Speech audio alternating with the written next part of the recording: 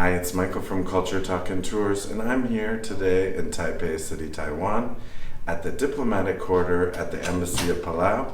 We're here to have an interview with the ambassador.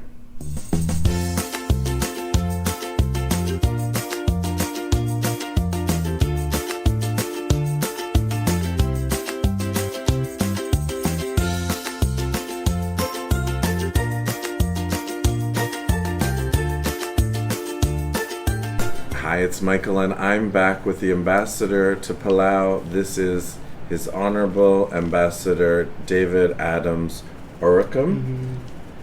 Wonderful to see you, sir. It's a pleasure. Now, we have seen each other at many events.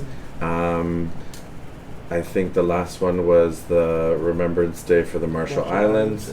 And you're a busy man, and I'm always trying to track him down for an interview. And because we want to learn more about the Allied Nations. So can you give us a little bit background about yourself, Ambassador? Sure. Actually went to school in the United States. Okay. After Palau High School in Palau, I went to Wisconsin, the state of Wisconsin in the Midwest. Right. So I had finished my first degree in business with the Kelley College, and then went on to University of Wisconsin, Green Bay, where I earned the bachelor's again on on public administration and economics, and then had applied to Thunderbird University in Arizona, right, for a master's on international diplomacy. Right. But through that the process, then President Palau had asked me to go to Washington, D.C. Palau just became independent in 1994. Yes. And so we always had an office in Washington, D.C., and the office was located with a building called State Building, where all the governor's offices. And so Palau's status with the U.S. was somewhat of a similar. And so Palau liaison office was housed in the same building. Okay. The rest of the U.S. governors, and so I was tasked to go to Washington D.C. and help turn the embassy or the liaison office into an embassy. Right. And of course, changing the status, we cannot be at the state building because being an embassy foreign office, it needs to be elsewhere. Right. So then I was able to establish an embassy in Washington, D.C., and then I stay there as a charge d'affaires. Right. And then at the time, we didn't have a mission at the United Nations, so I had to serve the mission at the UN and then back to Washington, D.C. But my base is in Washington, D.C. Wow. Yeah, and so it was a busy time. New status, knew everything for Palau, and so imagine just putting on. I worked very closely with the government of Palau, of course, my post Minister of State, to establish some of the structure that needs to be in place. Right. For a better, smooth communication back and forth, and to move issues of bilateral issues with the United States, and of course, international United Nations. So it was a busy time and a lot of learning as well. Right. And so it's kind of funny that I went to an actual work before academic. Right. So that end was there for almost 10 years. Wow. Till we got a new ambassador, Kyoto, who's still in Washington, D.C., now Dean of the Diplomatic Corps. Oh, wow. At Washington, D.C., which is on 27 years. Wow. Then I decided I need to move back to Palau because I guess after schooling and continue to spend time in the U.S., I just felt like I was spending more time in my age outside of Palau. Yes. So I guess in order to serve Palau better, I need to go back and reconnect with the roots. Yes. So I did go back. I decided to go back, and then I got out of diplomatic setting. Right. I took a break. Wanted to take a break and did some stuff with the former governor. President of Palau, then his term was done, and he said, I need your help with some of our international dealings. So I helped him, and from there I became a school principal. Oh, wow. Yeah, school principal, and then I got into the state legislature. Right. So before I came to Taiwan, I'd retired there, 20 years retirement of the state legislature. Then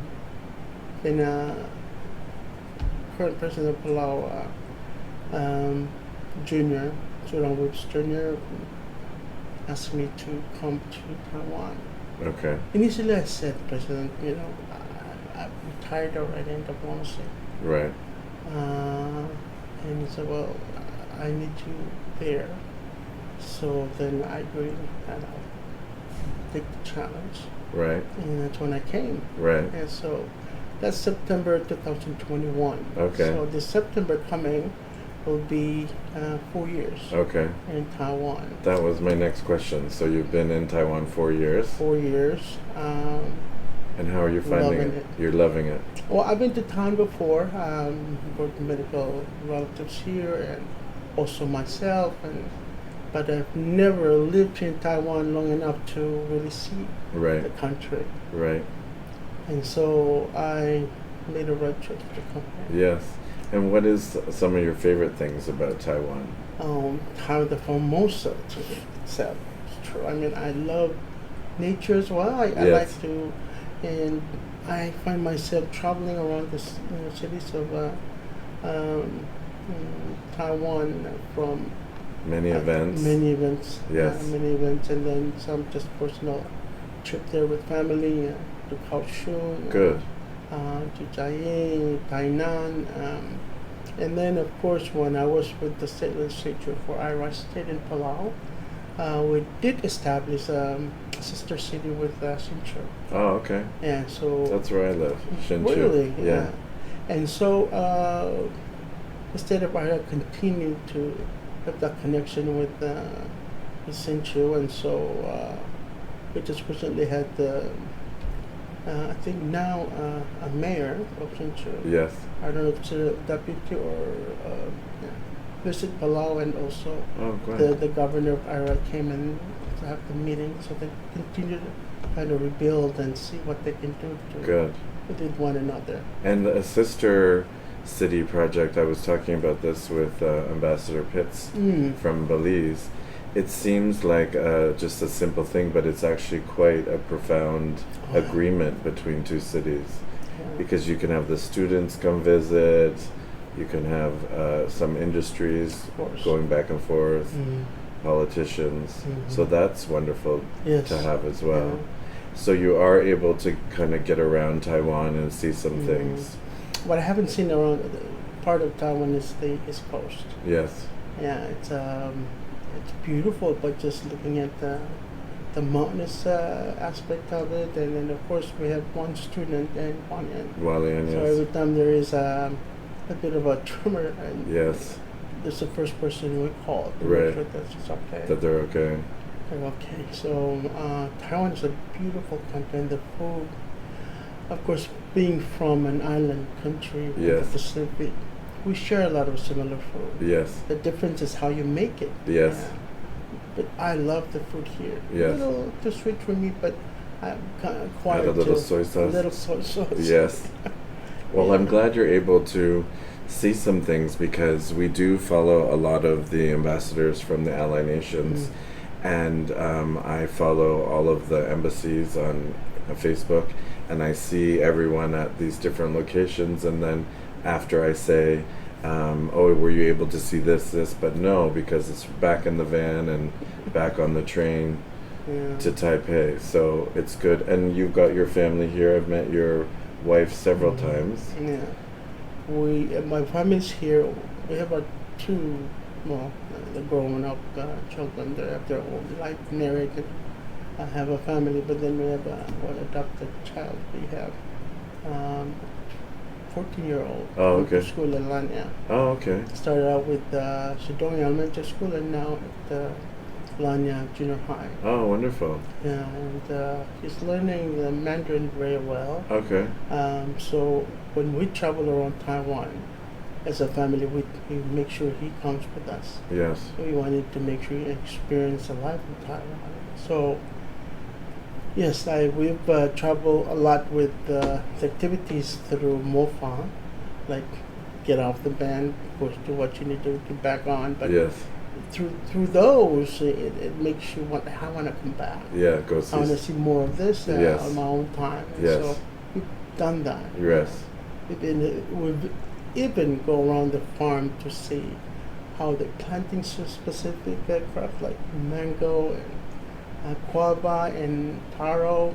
Good. And we've sponsored some women organization in Palau to come and bring them to farms Good. to learn some new, adapt some new way of planting. Right. And do you have a lot of free time? Because again, being a diplomat, it's not really Monday to Friday. It's Monday to Sunday. There's events on the weekend. We see you and other ambassadors on the weekend all the time at events. So you have to really kind of plan when you can. Yeah, we have to plan. Yes. And my executive secretary just takes care of my schedule. And yes, indeed, ambassadors are very busy Yes. in the country of Taiwan. I guess it's 24/7. Yes. It really It's is. 24/7 because in Taiwan we have students, about 57 students that are here, and then we also bring our patients from Palau Right. for medical purpose. They're focusing now with Shingo Hospital and also McKay, Right. both Times Point and that one again. So at every given time we have a lot of citizens here, Right. and then of course we have a lot of officials that come through Taiwan and then come here for training or meetings. Yes. Conference and delegations. And Exactly. Yes. And then we're now starting to see Palauans transiting through Taiwan Right. from the U.S. mainland, Right. transiting, and then also officials transiting from Taiwan to other destinations. So just the students and the patients take a lot of your time. Yes. That's not to mention about my responsibility with the government of Right. Taiwan. Right. And it's not just the government, the national government, but also with the state, the city government. Yes. And I continue to promote that friendliness and that the cultural and what have you between the two countries. Right. So it's important that I plan and schedule my daily, including Saturday and Sunday. Yes. And so it's the Chinese holiday when I kind of like, hey, let's go somewhere. Yes. Even the tomb sweep day or something like that. Yes. It's also important for us in Palau. We don't use it as a holiday. Yes. But we go to the grave of our parents and Yes. our grandparents who clean it. Yes. And so those two national holidays of Taiwan seem to be the time that I do You get to go see something. go to something. Well, this is why I was so excited to be able to have this time with you in the embassy, because we have seen each other at many events. And if you watch the show, you can see that I'm going to all the National Day events, and I try to support all of the embassies. And I thank you so much for doing that. Thank you. Yeah, But if I don't see you in the first 5 minutes, because they have the speech, we have a little snack, something to eat, a drink or so, and then all the ambassadors are off because they have another event, or you're going to the airport. Yeah. And also, as you know, I have been to Palau before. I've actually been to a lot of the Ally Nation countries, and it does hold a dear place in my heart. So part of this series is letting the Taiwanese people know about the Ally Nations. And what can you say about Palau? It's an island nation in the Pacific. It's an island nation in the Pacific. Actually, a lot of people think that Palau is in the South Pacific. No. But in reality, Palau is 7 degrees north of equator. Yes. And in the Pacific, it's actually divided into three Pacific region, the Pacific Ocean region. Yes. So we have the Melanesian, and then Polynesian, and then also Micronesia. Yes. Micronesia being the westernmost part of Central Pacific, and Right. that's where Palau is. Right. So Micronesia is actually a region where the Republic of the Marshall Islands, the Federated State of Micronesia, Guam, Saipan, even Nauru and Kiribati are part of the Micronesian island. Right. And so Palau is the most western part of those the Micronesian island. Yes. Yeah, and it's just strategically perfect location to Taiwan. Yes. Because from Taiwan and from here to Palau, it's only 3.5 hours, sometimes 3 hours. Right. And so convenient to direct flight to Palau. Right. And so I guess been here in Taiwan, I'm so lucky Yes. to have that. But it's an ocean, yeah.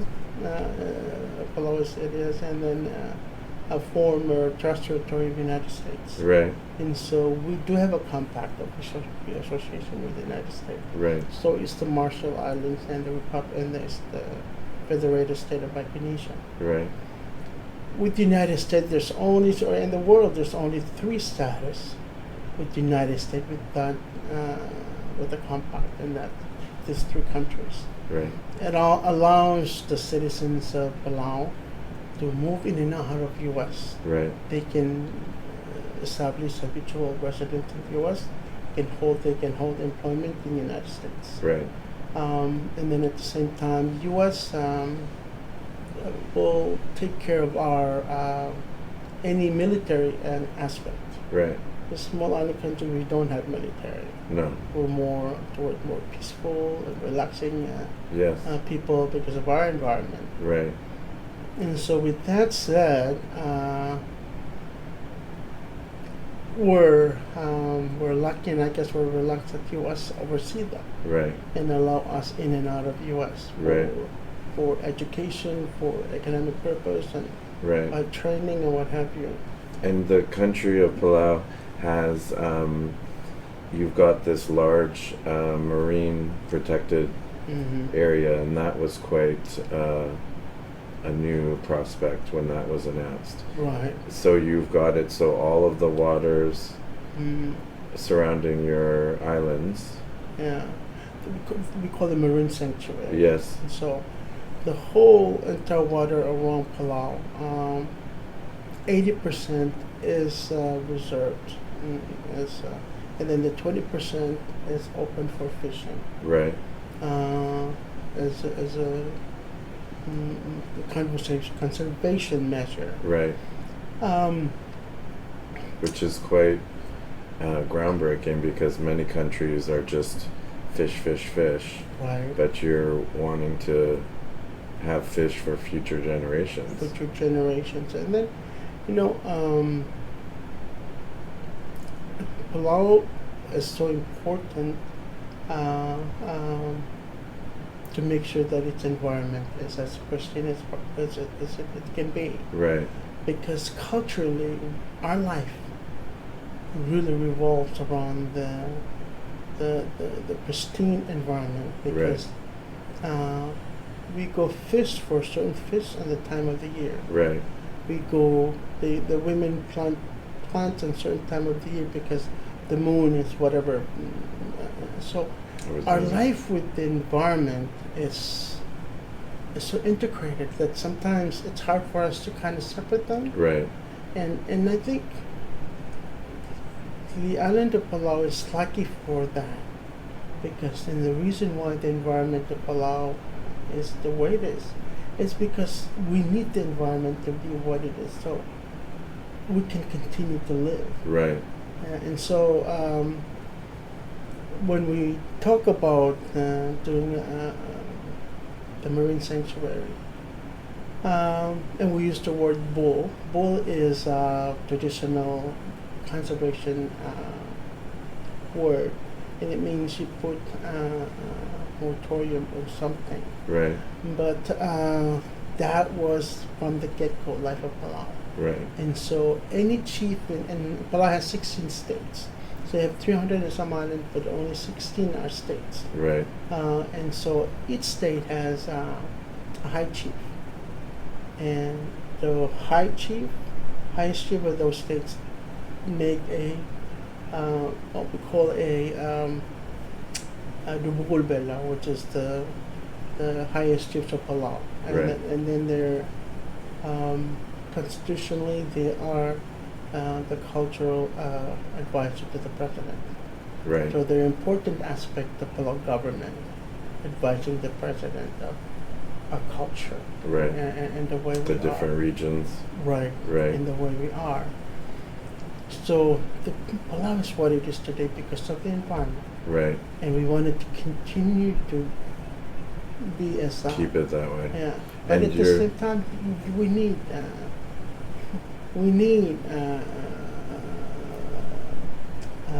Some visitors. visitors, and Right. we need. I mean, the balance of the commerce and environment Yes. is just toughest one, Right. and every day we're trying to figure out how we balance that. But the one fantastic thing you do is the stamp for the passport. So if you go to Palau, they have that big stamp, and it's a pledge to the future generations Generation, of yeah. Palau. Mm-hmm. So it's you're signing something saying that I will take care of Palau while I'm here. So no sunscreen. Right. Yeah. Don't take things from the beach. Mhm, right. And you have to sign that in your passport. I Right. think it's fantastic. Yeah. It is. And it's Yeah. quite interesting that it's not about today. It's Yes. getting you to think about where we're visiting's future. Right. Yeah, I thought that was wonderful. Yeah. And it's a lesson for our young generation Yes, that we take care of Palau Island for them. yes, And then when it comes their time, they also need to take care of the island country for the future generations to Right. come. right. Yeah. So you're not just thinking, especially in the day of Instagram and quick photos, you're actually being conscious Mm. of everything. So when I did go, we went to Jellyfish Lake. We'll post a little picture in there, and that is a very unique area where the jellyfish are. It's semi-fresh water, and it's like a mix. Yeah, Mix, spring yeah. water with salt water, and they've adapted with no enemies, so there's no stingers. So you can swim with them. Yeah. But that being said, you can't go in there with your Tropicana on Right. because they'll be affected by that. Mm. So you're aware of that, Yes. and And all visitors going to the Jellyfish Lake. We have quarter state rangers to make sure they're not using whatever they yes, yeah, and going into the water. yes, And that's one unique thing about Palau. You're still allowed to mingle with that nature. yes, Yeah, I travel all around the world, and I like ancient stuff. yes, So I'm very interested in cathedrals right, and some ancient stuff when I travel. So be Greece, be Italy, be Germany. But there are things that are man-made that you can't even touch. right, And imagine Palau. This is science. This is nature. right, You're able to swim with them.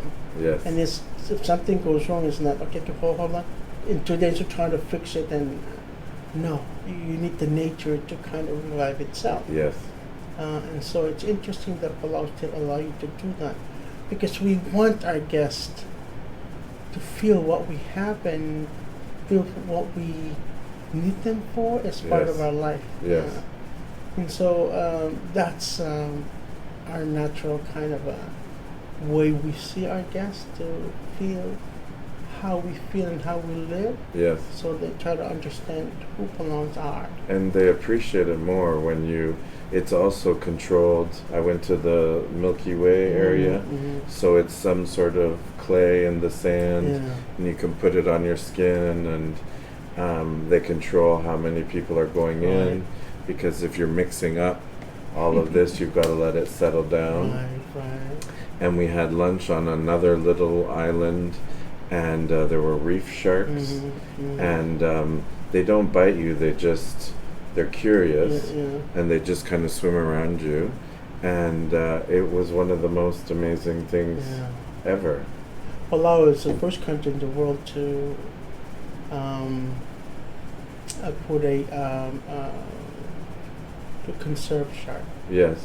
Because at one point of time, I guess through some enforcement throughout Palau, they found sharks that are thrown away just to get the fins. Yes. And so we were the first country to put conservation on. To protect them. Yes. Because sharks actually is part of this ecosystem. Yes. And so it needs to be undisturbed. Yes. And so let their own prey or whatever work on that. Yes. But humans hands off. Yeah. Because if you take out the main predator, then it's off balance. The numbers are off balance. Right. Yes. Right. And so I think the people that are going to Palau are kind of more serious about nature and the environment, very serious about scuba diving. We joined a few scuba diving trips, but we just went to snorkel. And I found that everyone was really serious about it. So it's not so much like a party island or something. It's people that want to really appreciate it. We're trying to find ways to remind our guests that enjoy, don't take it. Yes. Because again, we don't want to disturb the balance of the ecosystem. Right. Balance. And we're very happy that still most of our tourists, some percent are water-based. Yes. Natural based and water, but Palau has so much to offer when it comes to culture. Yes. On land. Each state has the unique culture that still have not been really displayed. No. And so our tourism in Palau continue to try to bring those other products to balance the water and land, because the culture need to be displayed with the natures to really understand Palau. Right. Yeah, and so we continue to do that. As a small island country, of course, resources can be scarce, and to make additional products for Palau for our guests, it needs some resources to secure them and make them safe. But going to Palau is really not just for snorkeling or diving. We talk about snorkel. You can just go to the beach and go down on the beach and put your thing in and look inside the water, and you can see amazing things in the water. And when the tide goes down, we have small lagoons. Yes. And you go into those lagoons and just you can be standing on different level of water, and put your head in and look. Yes. And I guarantee you that you will see some colors that you won't see on land. No. I was there for 3 weeks, and I think I spent 2 weeks in the water because there's so much. And I have to say, I cannot say enough good things about the people of Palau. Again, it's got a really kind of like home feel. So we would go to, and I love how everything's connected, because Koror is the kind of main city. It used to be a capital city. It used to be the capital, and that's where the supermarkets are and everything. And we were staying a few islands down, but everything's connected by road. Yeah. And they have a few taxis, but if you go to the supermarket, and you're waiting outside, someone will say, "Where you headed?"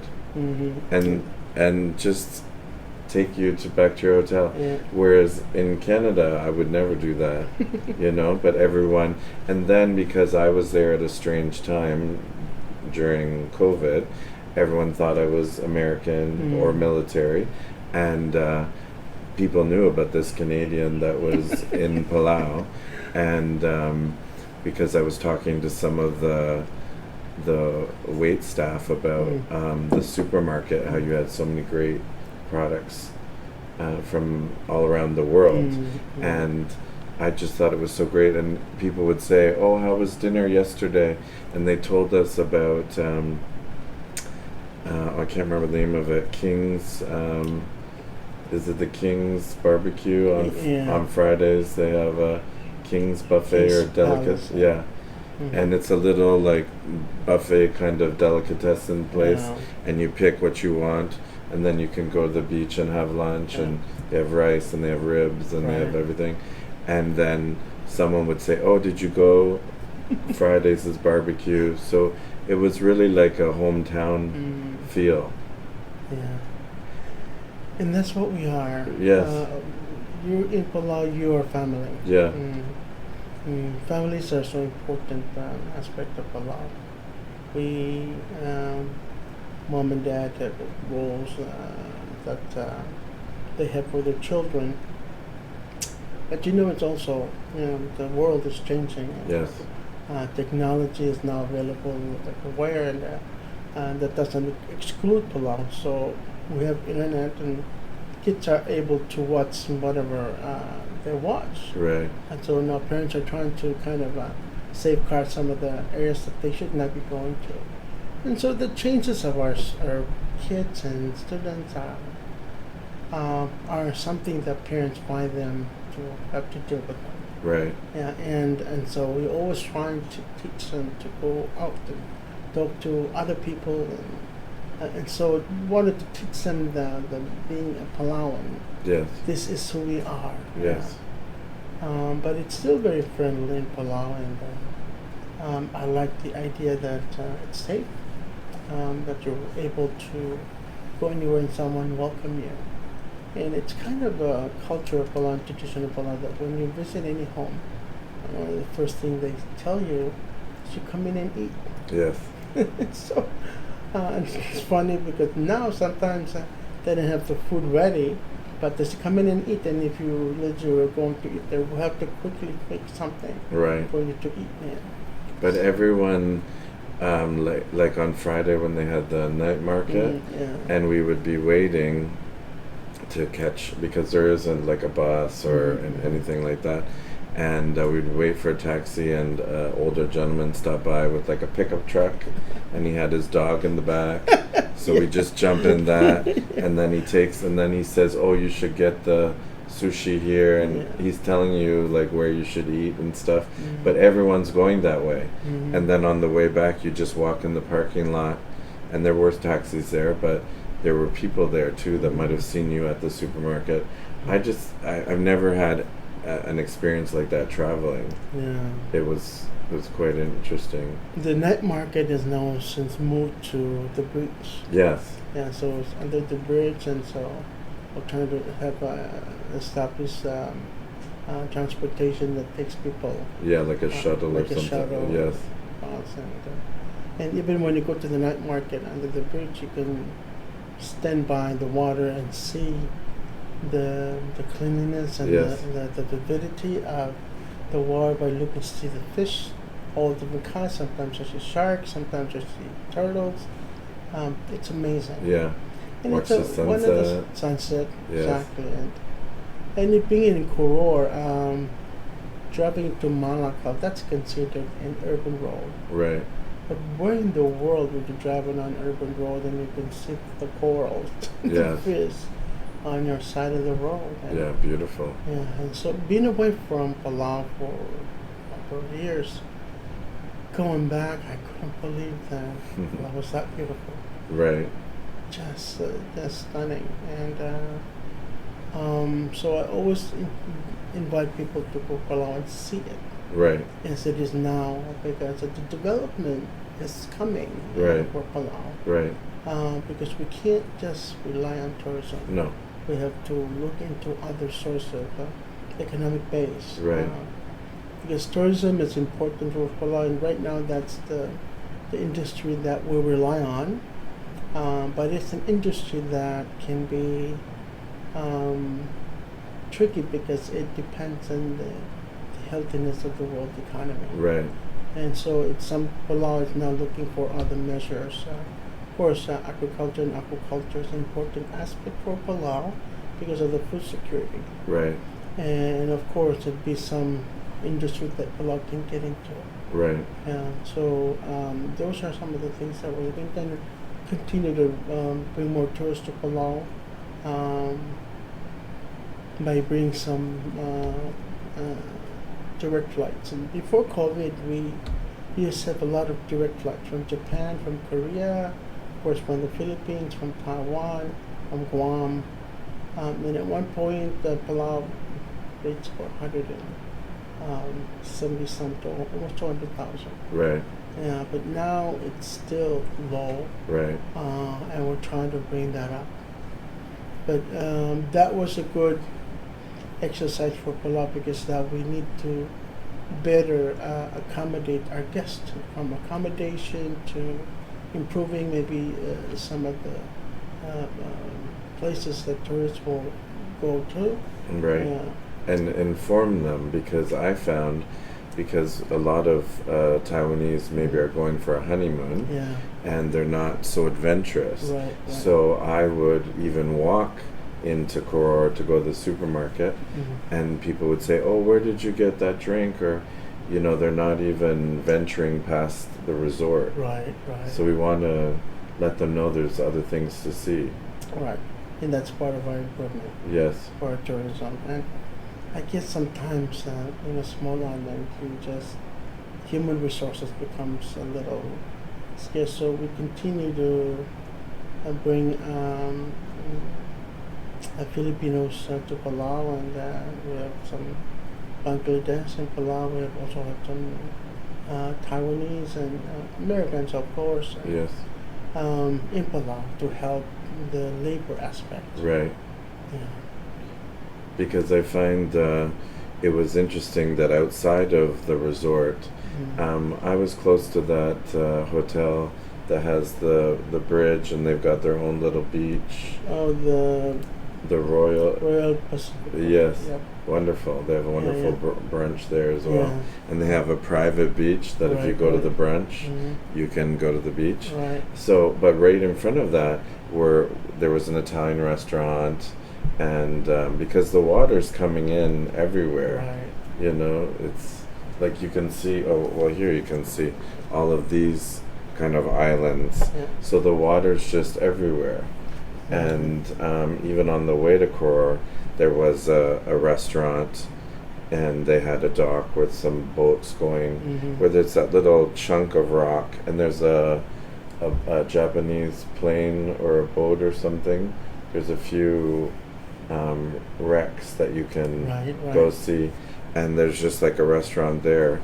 But it's even that, I would say to the Taiwanese, go, Yeah, I guess to know Palau, one visit is not enough. No. So I invite you to come back and second, even third, and let it be one of your destination annually. Yes. Because there's so much to see in Palau and to connect. Yes. Yeah. And I always kind of describe it like almost like a last Eden after this planet. And I'm so kind of want people to see it, to see where Palau is, where we come from. You won't believe it. Yeah, it's you won't believe the water. We really want to share that with the world, and so they will know that there is such place. Right. Such place in Palau, and so, but at the same time, there's need to be a balance. Yes. And so, those are. You don't want to be overrun with tourists. Right, and we wanted to make sure that the tourists, our guests, experience continue to be a good experience. Right. And so we wanted to make sure that balance is there. Right. Yeah. And since we're talking about this, can we talk about your flag here? So Of course. this is The ocean. This is the ocean, and the yellow circle It's the moon. is the moon. Yeah. Okay, and this is the flag since independence. Independence. Okay, because before that it was U.S. We were U.S. territory. Right. So and even back before that it was more like the different chief would have a flag. Yeah. Well, Palau was just take it from Japanese, from Germany to Japanese, and then to U.S. Right. and then us. And so the flag really depicts the life of Palau and the environment of Palau, because it is a symbol of the nature for us. The moon is important for us because depending on the moon, we go out to get a certain fish, and women plant a certain plants. Right. A full moon, you do certain things, and so it reminds us. And so when you're so busy and it's okay, what is it now? So you look at the moon at night. It's like, Right. okay, it's just the time to do this. Right. And so that's our connection to the environment of Palau. Right. Yeah. But of course, with the climate change, there is a little bit of a struggle to understand the changes. Right. Because the tide sometimes is not, it's a little off for what we know. Right. And so And the storms. And the storms is more frequent. Yeah. That's it's very evident in Palau as a small island country. And of course, when the rise of sea level is very evident, it changes the contour of, and so the fish actually moves. Yes. And so when a certain type of the year or the moon, when we go out to fish for, we kind of have to look carefully in moving from one place to another. And so Right. those are the things that we're recording of what we need to do now. Right. Yeah, and how do we become part of this planet and saving our environment. Right. Yeah, and I guess that's kind of like the gift of Palau to the world, is how what we've done in Palau and what others can do. Right. And I can understand that this developed country, that they've gotten to where they are because they also have to compromise their environment Right. for the economic development. But when we're an island country, you can really feel the Yes. climate change, Yes. the bleaching of corals. And for us, Palau, the corals are so important part of our reef because we're used to be eating the reef fish. Right. Occasionally the pelagic fish, yes, but our normal taste of fish is the coral fish. Right. Closer to home. Mm-hmm. So Palau is one of the ally nations to Taiwan, and you were mentioning before about you have some students here. Taiwan has a great scholarship program for ally nation students, and also some patients. You do have great hospitals. I was getting my COVID check there, and everyone was so friendly, and that one medical center that you have. And what can you tell us about Palau is doing to help Taiwan on the world stage? Of course. I saw the president was at the UN talking about Taiwan is a country and should be included. Right, should be right. In the world stage, the national arena, we want other countries to see Taiwan as a country that can be allied to other countries that can benefit both.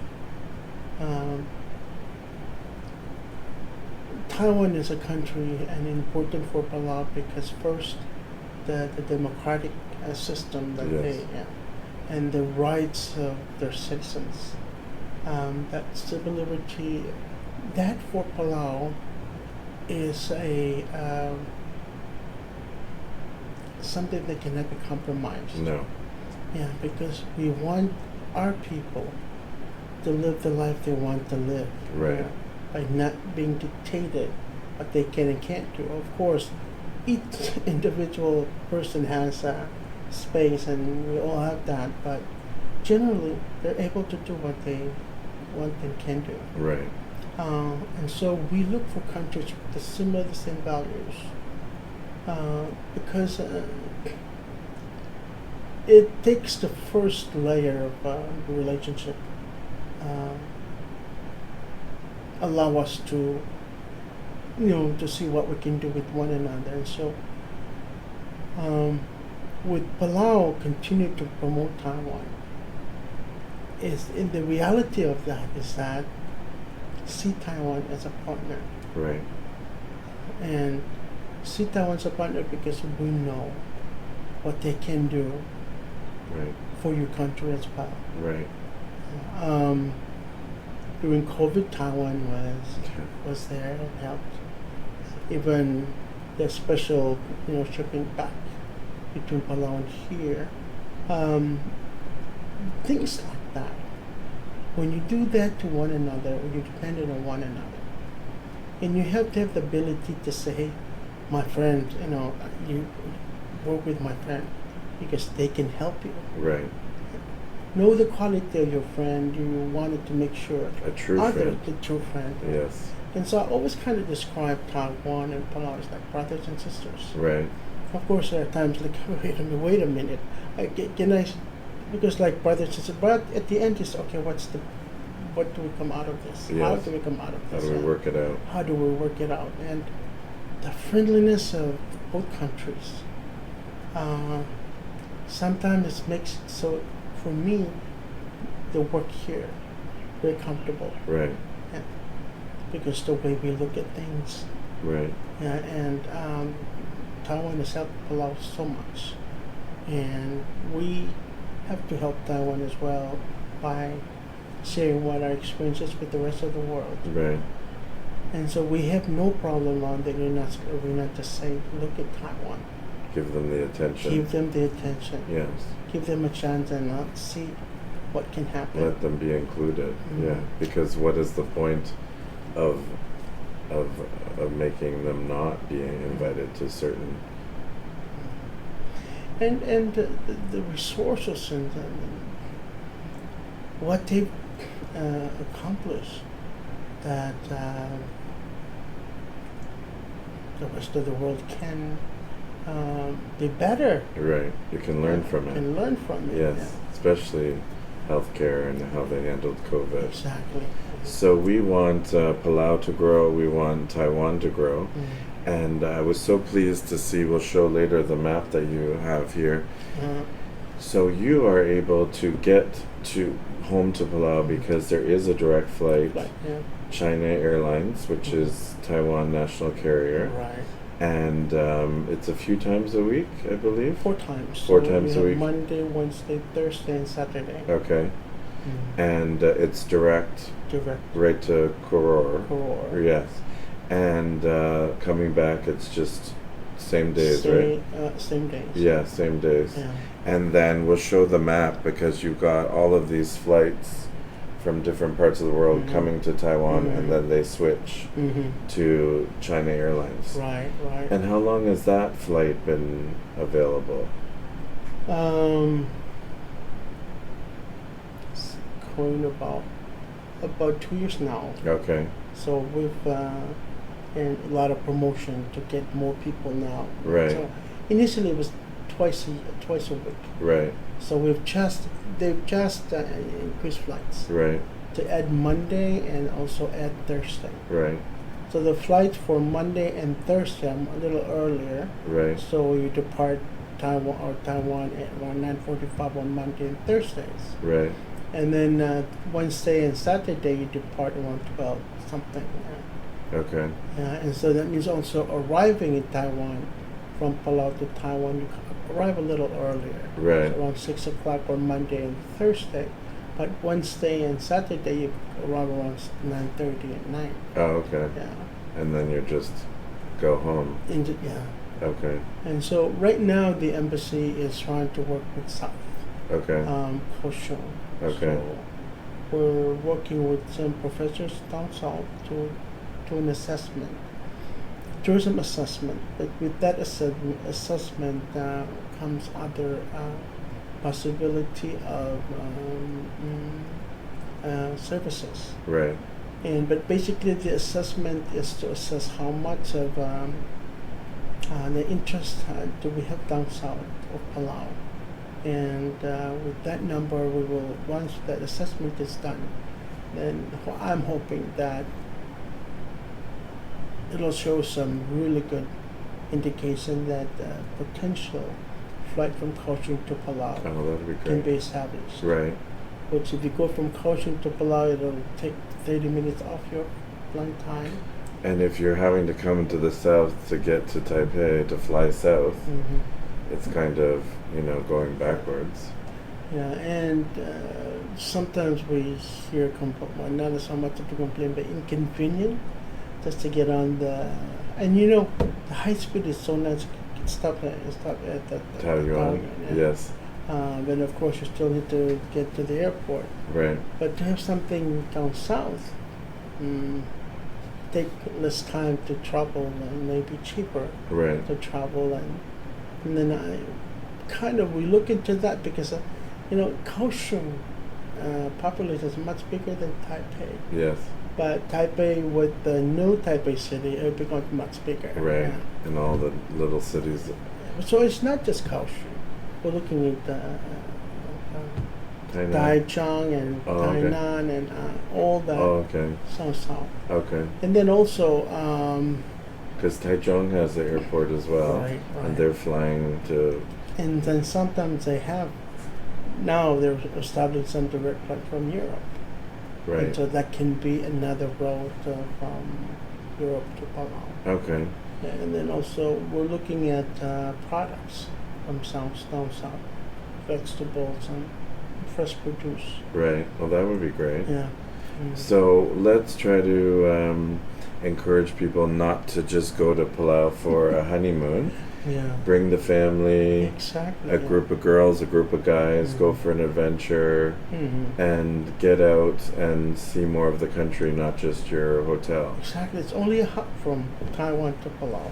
Yeah. So why not? We just leave Monday, come back Thursday. Yes. Yeah, or leave Wednesday, come back Saturday. Yeah. Or leave Thursday, come back Monday. So you could do a long weekend. Yeah. But you'd feel like you were in a different world. Yeah. Yeah. Well, I cannot say enough things about Palau. I was there 3 weeks, and I so enjoyed it.